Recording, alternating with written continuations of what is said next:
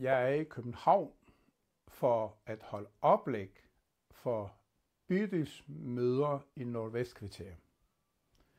Det er nogle forældre, der vil gerne have mig til at holde oplæg for dem, og jeg har bedt dem om, at de kan selv definere det, hvad de har lyst til, at jeg skulle fokusere i min foredrag. De var meget effektive. De kommer selv med nogle punkter, blandt andet skilsmissebørn, børn mellem to kulturer, børneopdragelse og samarbejde med deres børns institution. Jeg glæder mig mødes med bydelsmøderne. Jeg ved med min erfaring med andre bydelsmøder, de er nogle ildsjæl, og det er nogen, der vil gøre en forskel, både for dem selv og for andre bydelsborgere i kommunerne. Jeg gør meget ud af, at i dialog med jer, deltagerne, fokus på, hvad er det for nogle signaler, vi skal være opmærksomme på i forhold til f.eks. skilsmissebørn, hvor det ofte, mener jeg, at forældrene på baggrund af deres interne stridighed, de bruger børn som en gidsel.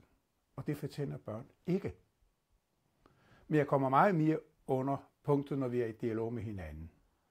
2. Børn mellem to kulturer. Vi har mange børn, der fungerer imellem to kulturer, men vi har også nogen, der ikke fungerer mellem to kulturer, hvor de mistrives i andre sammenhænge. Og der mener jeg, at forældrene har en stor ansvar for deres børns trivsel. Der vil jeg også komme ind på forældreansvar herunder. Og hvad der skal til, hvor forældrene kan være med til at bygge bro mellem forskellige kulturer og støtte deres børns trivsel i forskellige kulturelle kontekster.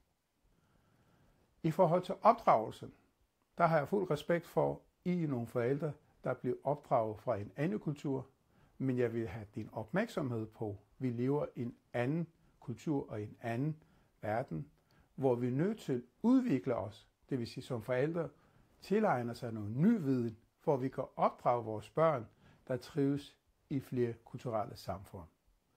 Jeg glæder mig til at mødes med jer, med henblik på at have en meningsfyldt dialog og inspirerende diskussion med jer, og jeg er sikker på, at vi kan finde ud af noget, der er givet, som I kan bruge det til jeres dagligdag.